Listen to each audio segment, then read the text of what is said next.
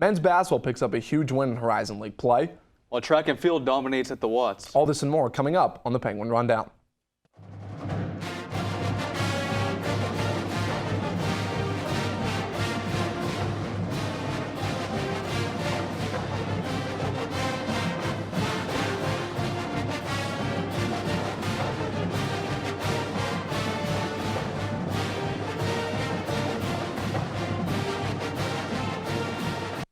Welcome back, Penguin Nation, to your one stop for everything YSU sports. I'm Mike Rostowski alongside Corey McCray. Corey, a busy weekend in YSU sports last week. Really busy. Tennis starting off 3-0, and then track and field doing track and field things.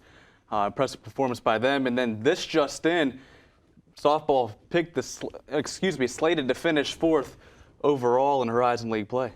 It wasn't his first. We're going to start talking about men's basketball. It was a busy weekend for head coach Jory and the YSU men's basketball team. Friday, the Gwins traveled to Green Bay to take on the reigning Horizon League champions, the Green Bay Phoenix. YSU turned 21 Green Bay turnovers into 10 points to pick up the 92-89 win, marking the program's first victory at the Resch Center since 2003. It was a big day for freshman Braun Hartfield. His blocked layup attempt with just 30 seconds left in the game set up a winning Francisco Santiago three to seal the victory. Hartfield also scored 12 points and led the team in rebounding with 8. It was a huge day for Cameron Morris as well. The junior notched 27 points and 4 steals, helping lift his team over the Phoenix. Unfortunately, the Gwins' luck would run out on Sunday. 5 players scored in double figures for the second straight game, but YSU ultimately fell 94-85 in overtime to Milwaukee. Looking ahead, the Penguins now sit at 9-13 overall and 3-6 in the Horizon League. They'll return home for a nice 3-game homestand starting with Cleveland State this Saturday at 7 p.m. in the Bigley Center. That game will be also live on ESPN3 in the Watch ESPN app. It was a tough 2-game road trip for head coach John Barnes and the women's basketball team. Friday, the women lost 80-63 against Detroit Mercy, despite the stellar play of Allison Smolinski. The sophomore went 6 of 10 from behind the arc for a grand total of 20 points. This is her second game shooting above 60% from the field. Then YSU dropped an 80-54 decision against the Grizzlies of Oakland. YSU now sits at 7-12 with a 3-5 record in league play. The Gwins will now return home for a brief 2-game homestand beginning tonight at 7 p.m. versus the 24th-ranked Green Bay Phoenix. Tickets are available for purchase, and the game will also be broadcasted live on ESPN3 and the Watch ESPN app. The track and field team returned to their winning ways this past Friday in the Watts Center. Here's John Schiraldi to tell us more. It has been a stellar start to 2017 for head coach Brian Gorby and the YSU track and field team. YSU followed up a solid outing at the Doug Raymond Invitational with a dominating performance this past Friday in the Watts. 6 Penguins placed first, with 8 more finishing in the top 3 of their respective events amongst the 21-team field. First, YSU swept the 60-meter hurdles for the second straight week. Junior Amber Els placed first with a time of 8.65 seconds. Then sophomore sensation Chad Zallo cruised to a first-place finish with a time of 7.77. Elsewhere, elder brother Caro Zallo won the 60-meter dash, while Brendan Lucas claimed the top spot in the 400-meter dash by 1.1 seconds. But YSU's success was not limited to the track. Senior Janie Corbet won the shot put with a toss of 13.79 meters, while junior Ryan Booth also took first in the shot put with an incredible 17.56 meter toss.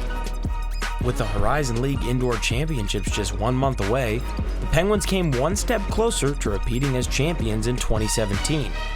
YSU will next look to continue their impressive start to the season this weekend with the Penn State National Elite Invitational and the Spire Midwest Indoor Open.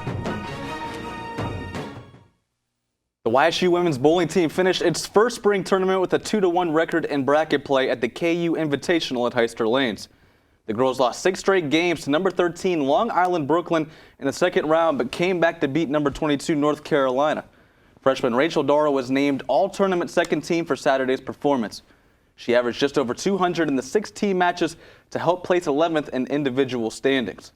This was the first time in program history that a bowler has earned all-tournament honors. The women's next tournament will be at the Stephen F. Austin Storm and Lady Jack Invitational in Houston, Texas on February 10th through February 12th. After a 9-day hiatus, the swim and dive team will be traveling to Akron to face off against the Zips in Bowling Green University tomorrow afternoon. Events are slated to begin at 5 p.m. in the Oliver J. Oshik Natatorium. Best of luck to the entire team. Both the men's and women's tennis teams opened up the dual portions of both its seasons with big wins over Tiffin and Niagara.